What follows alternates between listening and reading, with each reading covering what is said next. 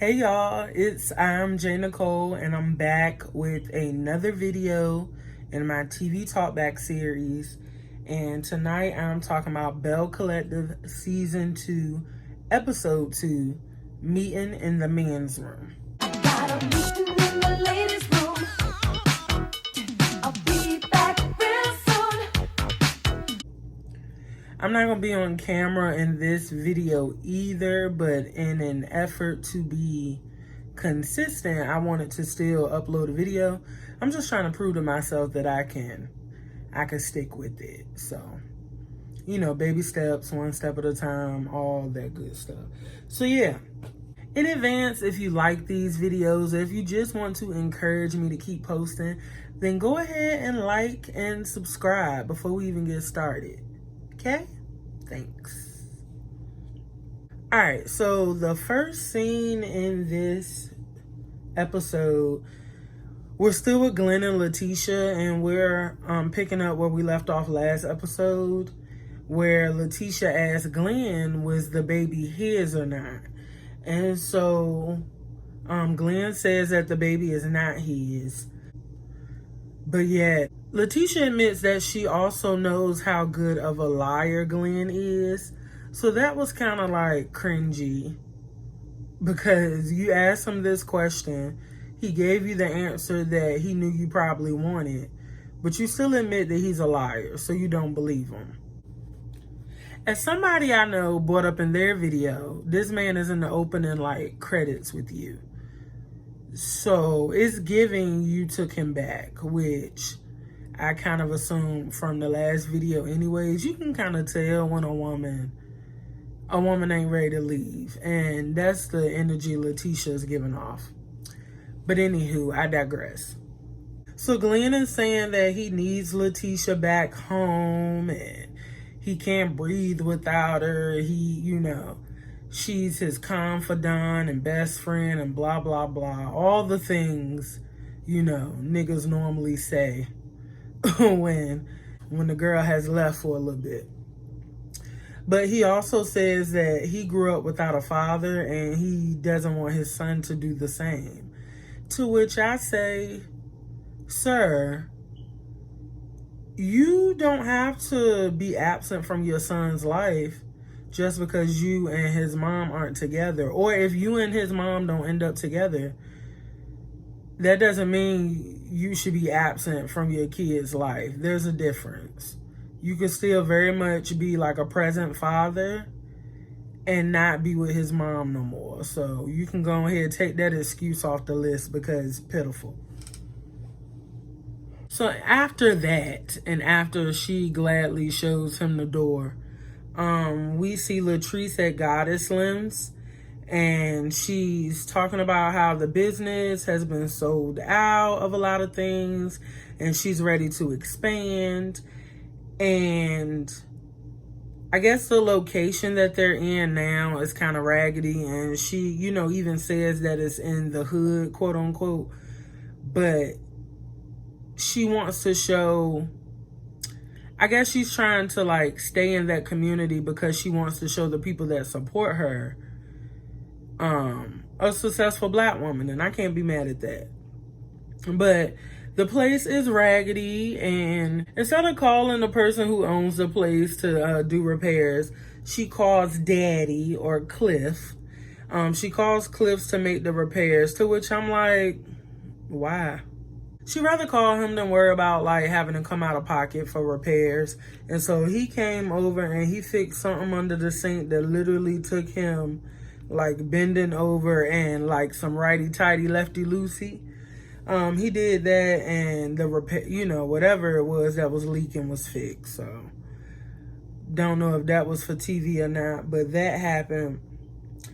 And so she's talking to Cliff about going to Tisha's brunch, which is the event of the episode, and she's apprehensive because of Marie. And Cliff says that Marie might behave out of respect for Tisha. And before we even get to the mess at the end of the episode, I already figured, he was being way too optimistic about that. Because if you watch last season, there was a brunch and Marie did the most. So I already, I had very little faith in Marie. Like, it was cute for Cliff to say that, but we're gonna see that that's not the case. So Marie and Tisha joined Tambra and the new girl Akeisha for lunch. And so before Tambra and Akeisha get there, Tisha is sitting with Marie and they're catching up. And Marie is surprisingly asking Tisha all of the great questions about her relationship and where she stands with Glenn. And, Marie asked Tisha, does she think that she outgrown Glenn? And Tisha says yes. And so Tisha has been with Glenn since high school.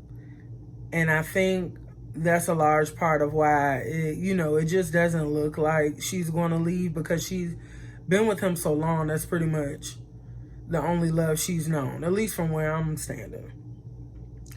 And Marie and Tisha are joined by Tambra and Akeisha. And Akeisha is a self-proclaimed queen of Jackson, and she's married to a former NFL player, and I didn't get his name, but yeah, Akeisha is pretty much reading off, not actually reading, but she's definitely like reciting off all her accolades and everything she's done and everything her family has done. And it just comes off like hella braggy. And, it seems like she has a response for everything that everybody at the table is mentioning. It's like if somebody did something, she's done it too, but better. And I'm already getting like vibes from her, but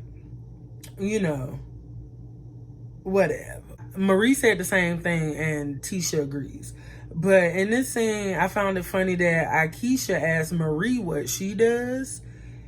And Marie probably mentioned just about everything but the damn, I guess healthcare clinics or whatever it is that she pretty much like was the main thing that she focused on last season. So I thought that was weird. Like, it's like, oh, Marie, what do you do? Oh, I do cosmetology and fashion design. Then there's a hairline. And then, I got hair extensions and this and that. And it's like, girl, what? Like, I was so confused by that. Like, of course she mentioned the clinics, but it was kind of glossed over compared to, like, all the other stuff she named. And I just thought that was weird. Especially because those clinics is, like, a main source of conflict between her and Latrice. But we'll get there.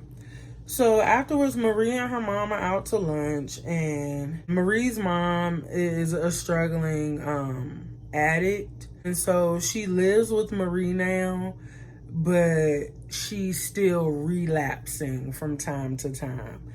And so Marie is, confronting her mom about not being there. And her mom said, well, look at how you turned out.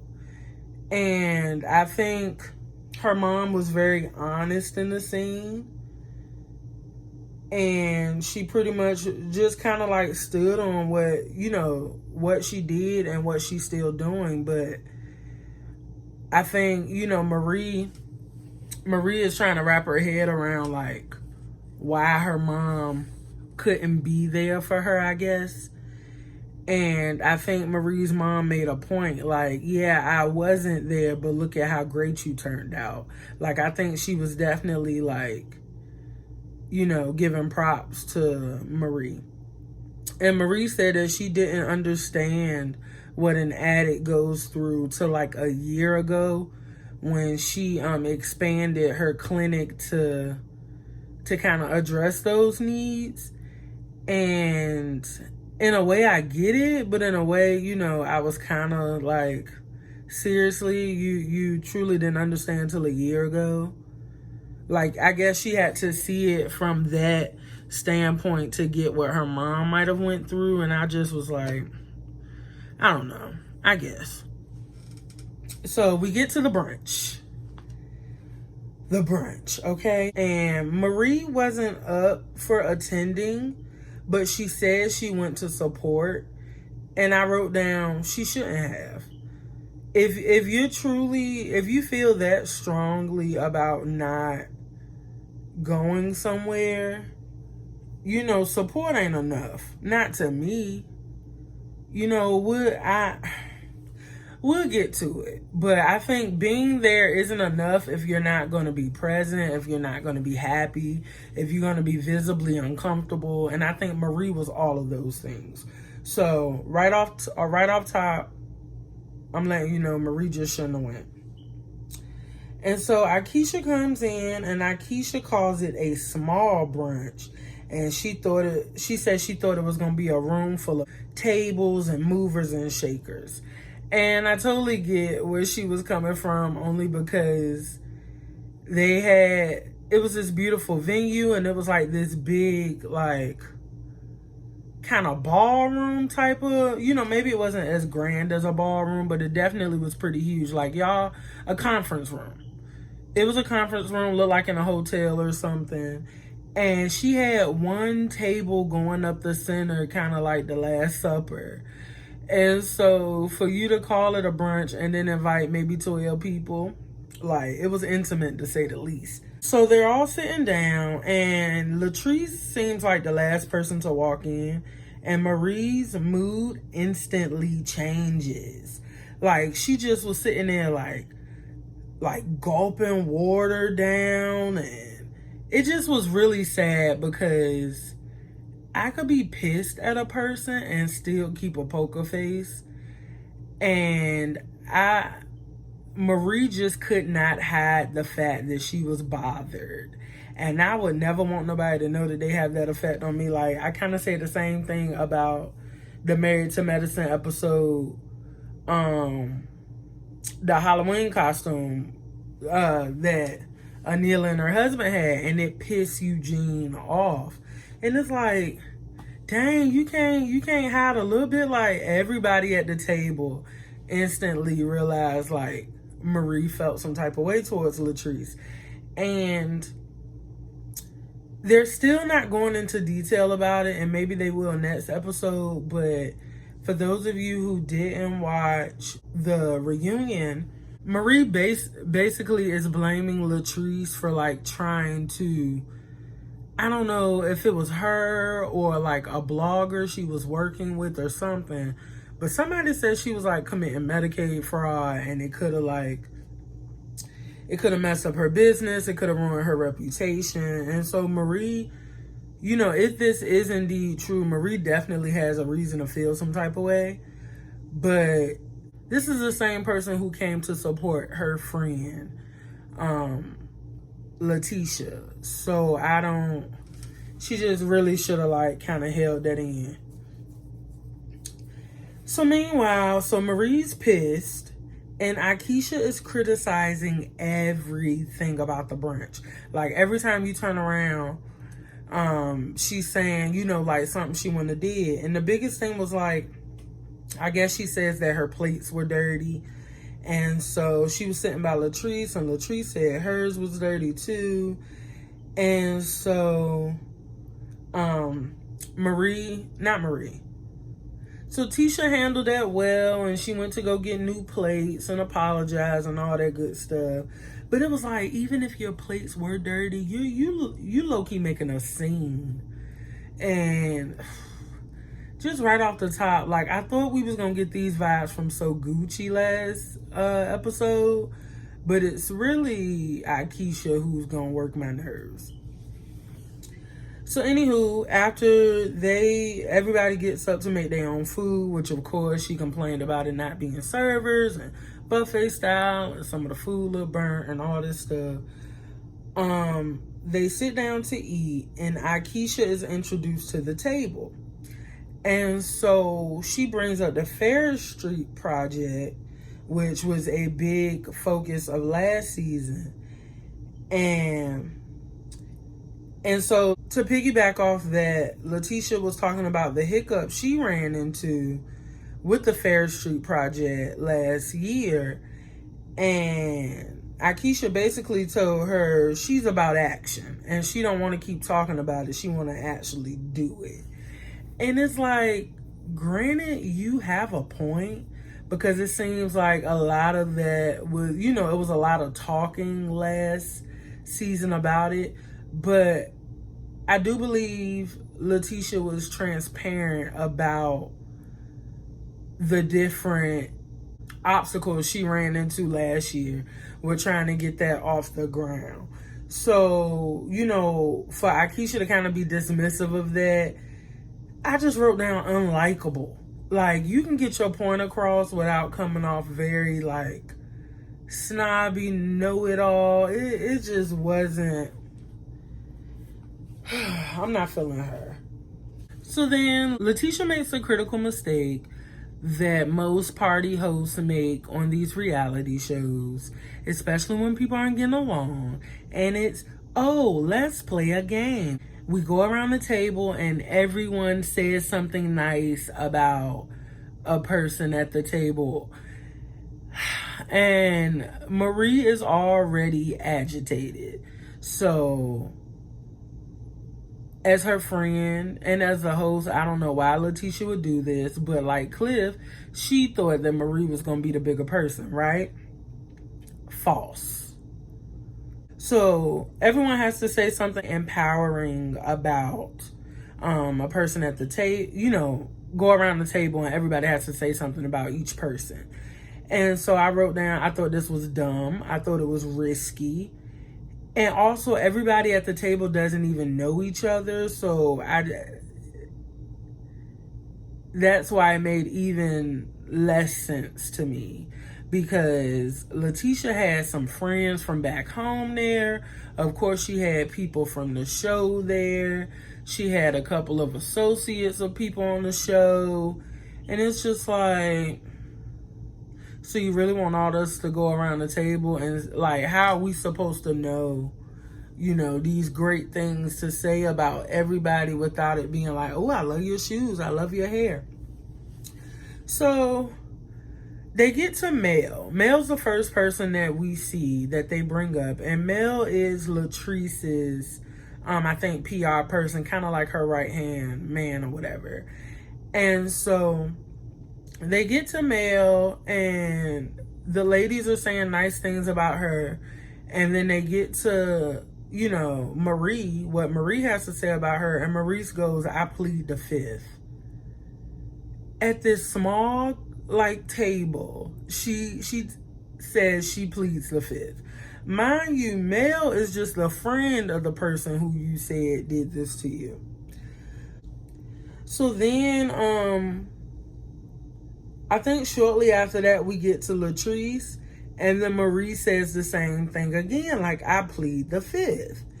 And so that's when Letitia is like, Marie, are you serious? Like, pretty much like trying to get her together at this table, which is only going to make things worse. And of course, Marie gets up to leave. So when Marie gets up to walk away, then Tisha is like yelling across the room, asking her to stay. Which I'm like, at this point, especially as the host, you should have either went after her like quietly or just let her go. But you sitting there yelling across the table and across a room about why this girl is leaving, it was awkward to watch. I think if I was a guest at the brunch, I would have been uncomfortable. It just was bad. And so I think they should have changed the subject instead of talking about it. But they continued to talk about it kind of like after Marie walked away. Like, you could tell the discussion at the table was like, oh my God, what happened? I don't know what's wrong with her. And so Tisha goes to check on her. And for some reason, they end up in the men's bathroom, which I don't know what was going on in the women's bathroom, but hence the name of the episode. And so Tisha is asking Marie what's wrong, and Marie's telling her, but then it escalates into full-on yelling. So they're yelling at this bathroom that is right off the hall from the damn conference room. So of course, the dozen women in this conference room can hear the yelling going on. It was just, it was a mess.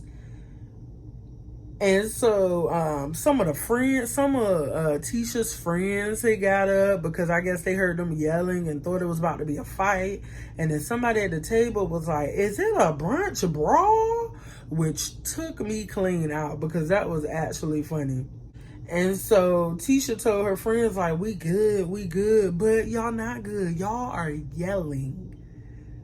Like, y'all are yelling right now. So, of course, with all this going on, Akeisha just keeps saying that, this was terrible and it's not like any other brunch I've been to and I'm ready to go. But it's like, for one, man, you could have been left. But two, we know it's not like any other brunch you went to because you on a whole reality show and they getting it cracking right now. But I just think the brunch could have went well if, for one, Marie had stayed her ass home. But also, when Marie, I think, with the way she was acting, I would not have asked her to participate in the game. I probably wouldn't have even wanted to play the game. Like, I just would have, cut the game on out of the agenda. But also, after Marie, stormed off, Tisha should have ignored her and carried on with the brunch. And then they probably would have had a chance at getting back on track. But once she went and chased Marie, it was just a wrap and a hot mess. And yeah. Right now, I think she's 0 for 2 with these brunches. Maybe she had another one at the end of last season. I don't remember. But the brunches, they are not a hit, sis. They're always terrible. And Marie got a large part to do with that. But yeah, at the beginning of the next episode, looks like Marie and Latrice are gonna sit down and talk, and we'll see how that go. But being that Marie is still on one, probably will not go that well. But anywho, I hope you guys are still enjoying these videos, and let me know if you're watching Belle Collective Season 2. Comment down below. Maybe any feedback you might have. And I hope to see you guys in the next video. Bye.